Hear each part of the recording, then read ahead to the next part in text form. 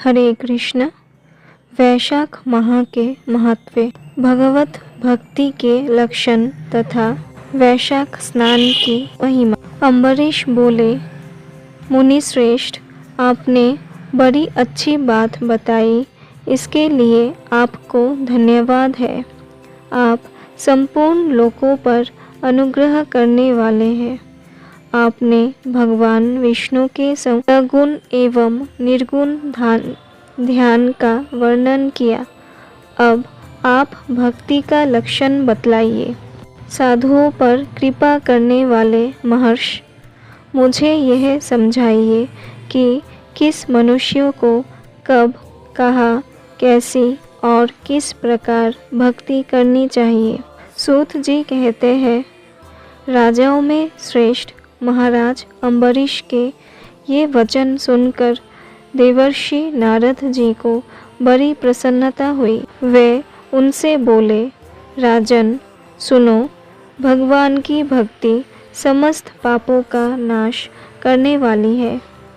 मैं तुमसे उस भक्ति का भली भांति वर्णन करता हूँ। भक्ति अनेकों प्रकार की बताई गई है।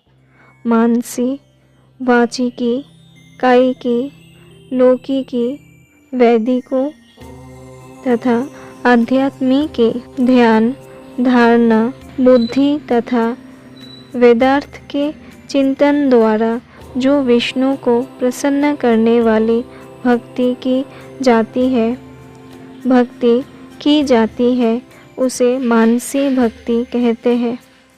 दिन रात अविश्रांत भाव से वेद मंत्रों के उच्चारण, जप तथा अरण्यक आदि के पाठ द्वारा जो भगवान की प्रसन्नता का संपादन किया जाता है, उसका नाम वाचिकी भक्ति है।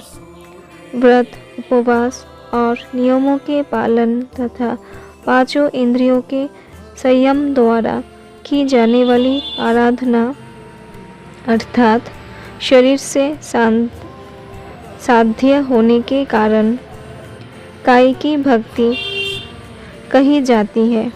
यह सब प्रकार की सिद्धियों का संपादन करने वाली है।